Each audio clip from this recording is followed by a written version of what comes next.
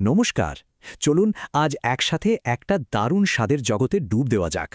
ধাপে ধাপে আমরা দেখব কিভাবে ঘরে বসেই বানানো যায় একদম পারফেক্ট সুগন্ধি বাঙালি চিকেন বিরিয়ানি। তো আর দেরি কেন, শুরু করা যাক আমাদের এই রান্নার জার্নি।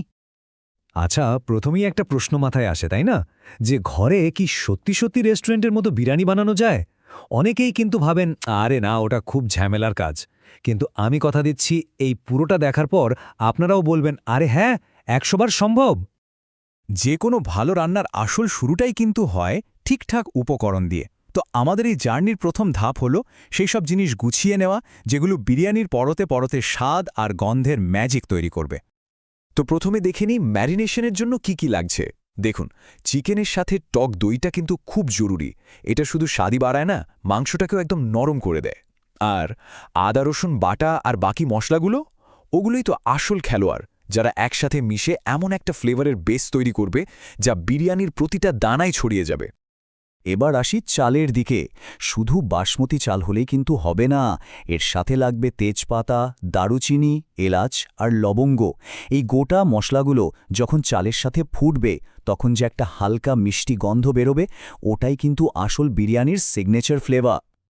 আর সবশেষে এইগুলো হলো সেই ফাইনাল টাচ, যা একটা সাধারণ রান্নাকে একদম অসাধারণ বানিয়ে দেবে।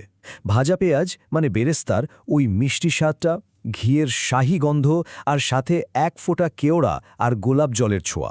সত্যি বলতে কি, এগুলো ছাড়া বাঙালি বিরিয়ানি ভাবাই যায় না। বেশ, উপকরণ তো সব রেডি। এবার তাহলে আসল রান্নাটা শুরু করা যাক, কি বলেন? এখন আমাদের কাঁচা জিনিসগুলো ধীরে ধীরে রান্না হয়ে স্বাদ আর গন্ধে ভরপুর হয়ে উঠবে। ম্যারিনেশনের স্টেপগুলো কিন্তু একদম সোজা, কিন্তু এর এফেক্ট বিশাল। চিকেনের সাথে সব মশলা এমনভাবে মাখাতে হবে যেন একটা টুকরো বাদ না যায়। আর তারপরের কাজটা হলো ধৈর্য। হ্যাঁ, একে একটু সময় দিতেই হবে, তবেই তো মশলাগুলো মাংসের একেবারে ভেতর পর্যন্ত ঢুকে একটা ম্যাজিক্যাল টেস্ট তৈরি করবে। এই কথাটা কিন্তু ১০০% সত্যি। এই যে ১ ঘন্টার অপেক্ষা, এটাকে কিন্তু একদম স্কিপ করা যাবে না, কারণ এটাই সেই ম্যাজিক্যাল উইন্ডো যখন মশলাগুলো মাংসের ভেতরে ঢুকে ফ্লেভারের আসল ভিতটা গড়ে তোলে। তাড়াহুড়ো করলে কিন্তু এই গভীর স্বাদটা কখনোই আসবে না। আচ্ছা, এবার আসি ভাতের প্রস্তুতিতে। চাল ধুয়ে আধা ঘন্টা ভিজিয়ে রাখলে কি হয় জানেন? ভাতটা একদম ঝরঝরে হয়। তারপর তো মশলা দেওয়া ফুটন্ত জলে চালটা দিয়ে সেদ্ধ করতে হবে। কিন্তু কতটা সেদ্ধ করতে হবে? এখানেই কিন্তু আসল ট্রিকটা লুকিয়ে আছে। চলুন পরের স্লাইডে দেখি। এই নম্বরটা একদম মাথায় গেঁথে নিন, 70%। হ্যাঁ, চাল কিন্তু ভুলেও পুরো সেদ্ধ করবেন না। ঠিক 70% সেদ্ধ হলেই নামিয়ে নিতে হবে, কারণ বাকি 30% সেদ্ধ হবে দমে, চিকেনের স্টিমে। আর এটাই হলো পারফেক্ট ঝরঝরে বিরিয়ানির আসল সিক্রেট। এবার ফাইনালি চিকেনটা রান্না করার পালা।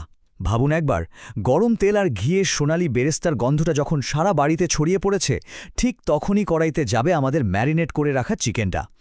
আহা, এই গ্রেভিটাই তো বিরিয়ানির আসল প্রাণ। আর এখন আমরা চলে এসেছি আমাদের এই রান্নার জার্নির সবচেয়ে ম্যাজিক্যাল স্টেজে, দম। হ্যাঁ, এখানেই চাল, মাংস আর মশলা একসাথে মিলেমিশে একাকার হয়ে যাবে। এখন কিন্তু সবচেয়ে গুরুত্বপূর্ণ ধাপটা আসছে। অনেকেই পোলাও আর বিরিয়ানিকে গুলিয়ে ফেলেন। পোলাওতে সব একসাথে রান্না হয়, কিন্তু বিরিয়ানির আসল ম্যাজিকটা হলো এর লেয়ারিং আর এই দম দেওয়ার পদ্ধতিতে। চলুন দেখে নিই সেটা কিভাবে করতে হয়। তো এই দম জিনিসটা আসলে কি? এটা আসলে একটা স্লো কুকিং টেকনিক, যেখানে হাড়ির মুখটা এমনভাবে সিল করে দেওয়া হয় যাতে ভেতরের এক ফোঁটা স্টিমও বাইরে না বেরোতে পারে। আর ওই বন্ধ হাড়ির ভেতরেই চাল আর মাংস একে অপরের ফ্লেভার আর অ্যারোমা শুষে নেয়। কি দারুণ একটা কনসেপ্ট, তাই না? এই দেখুন, লেয়ারিংটা হবে ঠিক এইভাবে। একদম নিচে থাকবে রান্না করা চিকেনের লেয়ার, তার ওপর সুন্দর করে ছড়িয়ে দিতে হবে আমাদের ওই 70% সেদ্ধ করা ভাতটা, আর একদম টপে যাবে বাকি বেরেস্তা, ঘি আর গোলাপ কেওড়া জল। ব্যাস, এবার ঢাকনাটা ভালো করে বন্ধ করে দিন আর একদম কম আঁচে বসিয়ে রাখুন। এবার শুধু অপেক্ষার পালা। এবং ফাইনালি অপেক্ষার অবসান। ঢাকনাটা খোলার সাথে সাথেই যে স্বর্গীয় গন্ধটা সারা বাড়ি ম করবে, ওটাই হলো আপনার সফলতার আসল পুরস্কার। দেখুন, নিখুঁত বাঙালি চিকেন বিরিয়ানি একদম তৈরি।